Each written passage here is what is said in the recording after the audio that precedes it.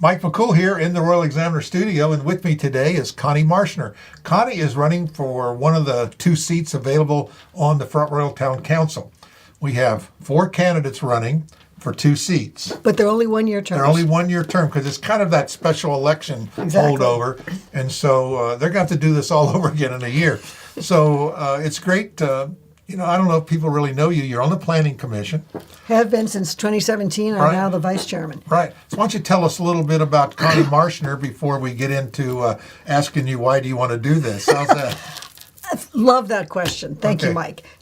It's a question I'm hoping somebody would ask me because I'm sort of like the uncandidate. Remember the unsoda? Sure. I'm the uncandidate because I don't fit anybody's preconceived notions. My personality is kind of reserved, and I'm a thoughtful person. I'm not a backslapping, handshaking. Sure. I always said I'll never run for public office because I have to meet you 5 times before I remember your name. But here I am, the call of duty. Sure. After January, I'll get to that in a sec. My connection with Front Royal goes back to 1980 when my mom moved here. It wasn't until 1995 I persuaded my husband to move here, but that's still a good long time. Sure. Like I said, I don't come out of anybody's cookie cutter. Don't stereotype me. Don't assume that you know what I think or what I am. Sure. Let me just mention, I grew up in the Navy. My sons have served. I've lived in probably 25 communities in my life. The military does that. They have just as soon as you kind of get, especially as a kid, you just finally get some friends at a school. Oh, Dad's got orders. That's it. And I got to say, I think Front Royal is the nicest place I've ever lived. Yeah, and I really mean that. And the house we're in was built by Front Royal builder Wendell Hatcher, and it's the best house we've ever lived in. He was a great builder. Oh, bless his name, because it really is. I'm not kidding. So high school, Uniondale, New York. College, University of South Carolina. Master's degree, University College Cork, Ireland. Let me mention, this isn't part of a political conversation, but I think in the current climate, it needs to be said, we are Greek Catholics. We have never been involved with St. John's Parish in Front Royal. Right. Enough said on that. Right. And I don't think people realize we have that. Tell me the name of that church, because it's got this Ukrainian name in it, and I'm not sure. Saints Joachim and Anna, Ukrainian Catholic Church. Right. That's our church is actually, we've been members down in McLean, but the drive got to be too much for my husband. So we're very glad when Saints Joachim and Anna opened up about 6 years ago now. It was founded. The governor came there. He did indeed, quite to astonishment I don't think of people everybody. realize that church is there, and it's got a pretty good attendance. I hear a lot of people will start going there. Well, you know what we say: more incense, less nonsense. Hey, every place has an identification. Anyhow, people aren't interested in our religion. Not going to talk about that. All right. So, anyhow. So, and I also know you're a substitute teacher at the schools. I do, in Warren County Public Schools. I feel bad for you. Well, I love teaching. I was trained as a teacher. That was my undergraduate degree was in teaching, and I've always taught in one way or another. Now I teach Irish language on Zoom, but no, I love teaching. But the schools. I'm waiting for town council. Don't have anything to do with the schools. Don't get me off on that sidetrack. Okay. Well, tell us why you want to run for this office. Well, for years and years, I lived on the 66, like 60% of the county. Sure. And when I finally gave up that, I said, okay, I got all these new hours in my life. What am I going to do with them? Yeah. And you don't play golf. I don't play golf. No, athletics has never been a strong part of our family culture. So my friend Brett Herbeck said, why don't you get on the United Way board? So I did that. And that opened my eyes to so much. Sure. I came to know so much about Front Royal that I hadn't known before. And then I worked for a while at the Warren Heritage Society. Right. And then I got on the Planning Commission in 2017. And in all of that, I have seen Front Royal in ways that I think most people probably don't see. So I got to know the town and sides of the town that other people don't see. Well, that planning commission, I served on that for a few years. Again, it gets you. If any reason you're going to run for town council is go on the planning commission, and when the council ignores everything that you do, I'm going to get on the council. So Well, actually, that may not be totally true, but it seems like it. Doesn't it? we've had fairly good luck with the town council and us being on the same wavelength. But I'll tell you, it's interesting you mentioned planning commission because I never had thought of running for office until this whole thing came up with 606 Shenandoah Shores Road Right. and the railroad crossing, et cetera. And we can talk about that in a minute. But as I was working on that, I realized this is really a serious situation. And I wanted to do more. And I wanted the planning commission to pass a resolution saying we got to do something to solve the problem. And the chairman of the planning commission said, Connie, if you want to do something about it, go for the town council. That's right. And I remember I looked at him, I said, Daryl, I thought you were my friend. Yeah. Well, you're true. That's But he was right. Right. The council, if they're doing their job, they're thinking about and planning things in the future, and thinking about all the growth and all the other things that's happening in our town, and setting the ordinances and doing policies to make our town what it is. And it's important to get out of the weeds of the day-to-day stuff and think about what it's going to be like in 10 or 20 or even 50 years or 100 years. Yeah. And that's what really got me started because when the rezoning north of the railroad tracks over there on 606 Shenandoah Shores Road came up, I realized this is a humanitarian disaster waiting to happen, and that the planning commission was in the crucial position there to do something about it, and nobody was noticing it. It had been on the plans, talked about for 30 years, and nobody had done it. But you know what? If it isn't fixed now, it'll never be fixed. Well, what'll happen is we'll have an avalanche of growth that we're not planned for. It'll just be forced upon us. Well, it's interesting. Right now, there are 450 single-family homes in Shenandoah Shores. There are 600 plus people every day living or working at Christendom College, 250 plus at Chelsea Academy.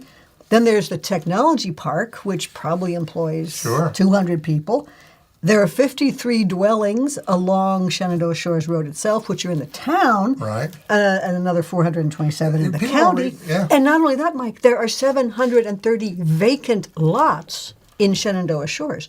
So there's growth coming. Even without any rezoning along the road, there's growth coming. And here's the thing. There's one way out, and that's the railroad track. Yeah. I was talking to a woman not too long ago who said that one day her son was doing his electric hedge trimmer and he accidentally hedge trimmed his leg. Yeah. And she threw him in the car and she raced to the hospital. Thank heavens the railroad track wasn't blocked. Right. Because it would have made a whole difference in his life. Right. But that could happen. And with all those people and one way in and out, should there be any natural disaster, I mean, there's a volunteer fire department up there in Shenandoah Shores Road, but the people who volunteer there probably work on the other side of the tracks. Exactly. So this is something that now it's a problem because most of the people, everybody who lives in Shenandoah Shores Road lives in the county, and the county is going to keep on giving permits to build on those 730 vacant lots. Right. Yeah. But the land is in the town. Yeah. So this is an area where the town and the county have got to work together to solve this problem. We've been trying to get that connector road across there for 30 years as well. It's been in the books, but I don't think anybody's really been trying, and that's what prompted me to run, because I want to be the gadfly. That's where the growth is going to happen in the town. Yeah. It's going to happen there at in that field behind the industrial park, basically. And a lot of acres back there, and a lot of stuff could be built by right today, and a lot more that people want to build. Sure. And, there are those in town who say, we don't want any more growth. We don't want any more people coming. And I'm sorry, but when the 66 was finished, our fate was decided. Yeah. And it's only a question of how are we going to work to make sure that the inevitable growth is what we want. Right. We can manage it. We can't stop it. Right. I mean, that's just our And destiny. that's one of the roles of the council and the board of supervisors is to manage this growth and put things in perspective to what our supply is, like supply and demand. What are our resources? What's our infrastructure? Does it support the growth? And I think if we don't plan for it, we're going to end up with growth we don't want. Well, and there's a serious question about infrastructure and water supply. Those are big issues that nobody's really drilled down on. No pun intended. But I don't want, and I don't think anybody else wants us to be a bedroom community. Right. I mean, right. Haymarket, no offense to Haymarket, is a bedroom community. Right. We want to be a lifelong community. And I'll tell you what I mean by that. I want Front Royal to be a place where you can start out, get married, rent a little place as your family grows, move into a bigger place, maybe another bigger place depending how big your family grows. And then when you're an empty nester, go into a smaller place and stay here your whole life.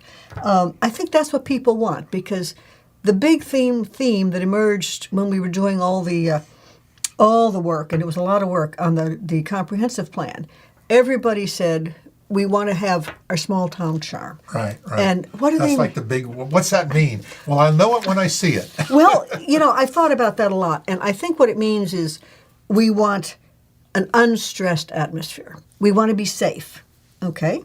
We want to be able to park, and hey, let's pay attention to parking before it becomes a crisis. Right. We love having a great Main Street, love what the Downtown Business Association is doing to keep Main Street great. But the more successful they are, the more we're going to have a parking problem. Sure. Let's address it before it becomes a crisis. Yeah. People like walkability. They like bikeability. Let's get more sidewalks. We've done well. We're doing better. We're doing well on the bike trails, but let's do better. Architecture that's easy on the eye. Right. That's part of small town charm and fits in with our, old-fashioned nature. Sure. Let's deal with the blighted buildings. We finally got from the town council an ordinance, but there's no appropriation to enforce it. I mean, hardly any. Sure. Let's be serious about that. Yeah. So that's the downtown side of it. One of the things that came out in the in the comprehensive plan too was a lot of people said we want more stores, we want grocery stores, more grocery stores. Cool, fine, but you know what? You're not going to get more grocery stores unless you have a bigger population. That's exactly. It's all based on your growth. It's all based on growth. So there's the silver lining to the cloud of more growth, in addition to a bigger tax base, of course, which is something we all would like to have. But anyhow, that's the difference between a bedroom community and a lifelong community.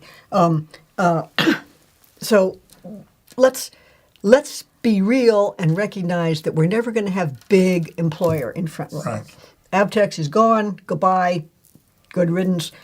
What are we going to do? Other kinds of business. And people are going to, by all means, let's support the technology park. Let's support the industrial park that has never been able to thrive because of transportation. It's always transportation. It's always the infrastructure.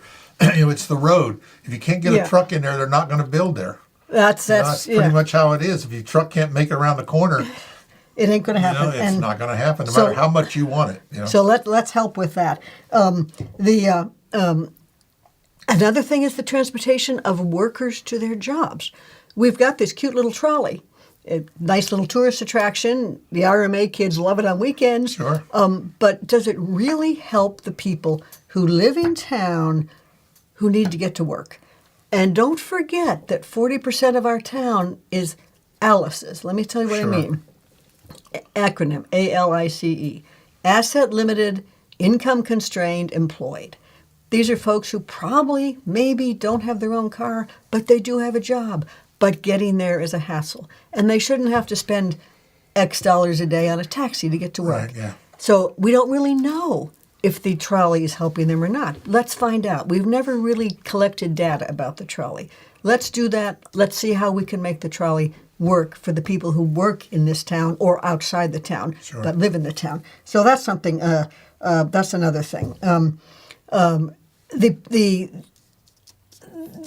We are going to be I was talking about lifelong community. How come there are no condos in this town? Very few apartments, but the counties north and south of us have them. Why don't we? Question worth asking, right? Sure. I mean, 42%, I think, was the number that we got when we were doing the comprehensive plan. 42% of the housing units in town are rented. Is that really the best way to get small town charm? No, they say that's really we're high rental. Our area, for what we should have. Right. Our percentage of right. rental properties is really too high. And is that really good? Is that really good for us? Yeah. And how does that happen?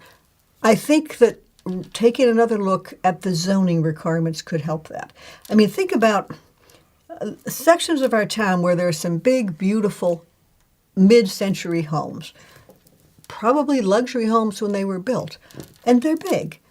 And 20 years ago, they were magnificent neighborhoods. But you walk around there now, and you're sad. They made apartments out of them.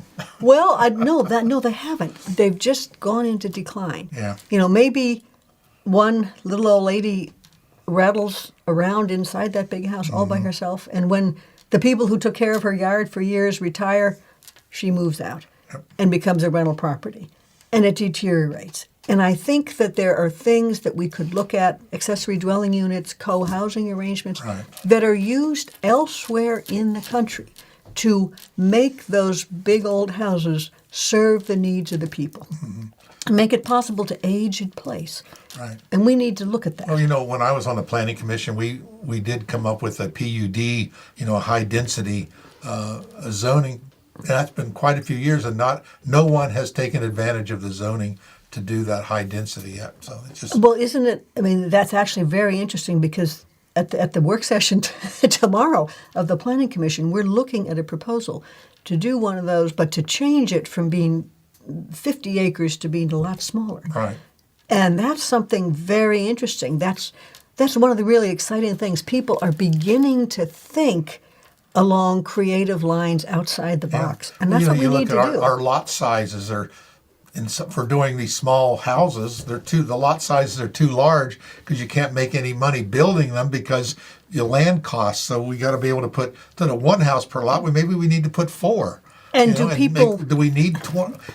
My wife and I are the only two in the house. We got a lot of square footage, and we live in 800 square feet. Yeah, exactly. So it's the same thing. So I'd love to have a 1,000 square foot house, but I'd want a 3-car garage.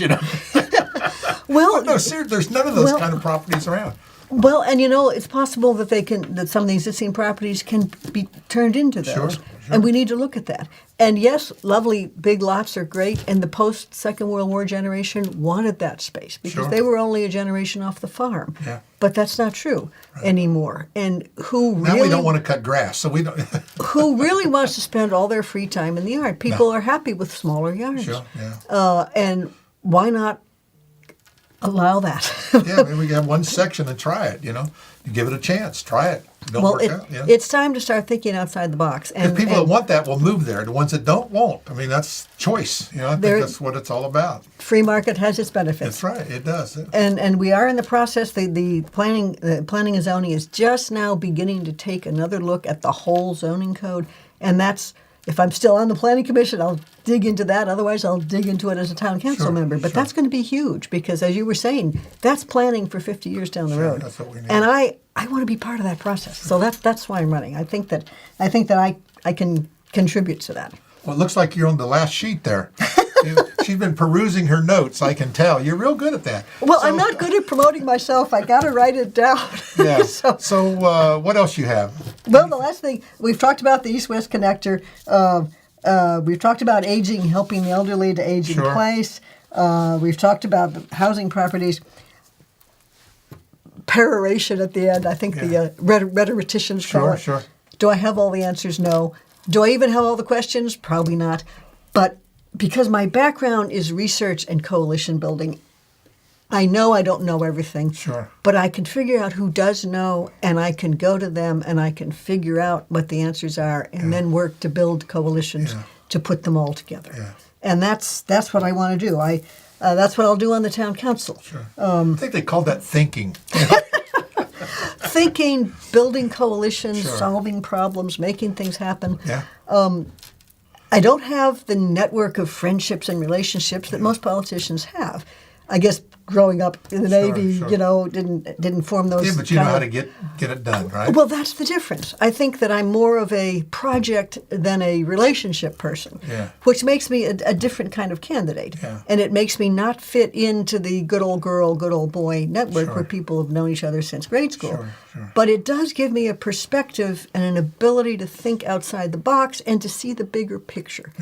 And I think that might be something that can Sure, benefit sure. this town I love so well. That definitely won't hurt. I can tell you. You know, maybe you know, like the old saying goes. You know, we tried that, it didn't work. Let's try something new. You know? Maybe the time is right. Maybe That's the right. time is You know, right. what we do. Well, Connie, I appreciate you running. I think it's great. We need more people to do that. We have a few that not on the town council, but you know, in the other races in the county that like were unopposed, and all of a sudden people said, "Whoa, we can't have that." So we got a lot of write-in candidates, and so there's a lot of candidates running at this election. You could say that, which yes. is good. Which is good. I think more of the people involved, and we have 4 candidates again for these 2 council seats, which is good.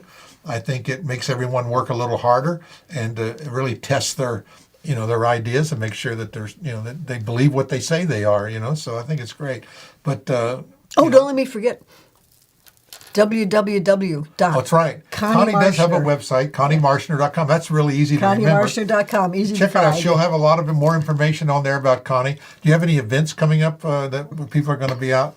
Coffee with Connie? I wish I did.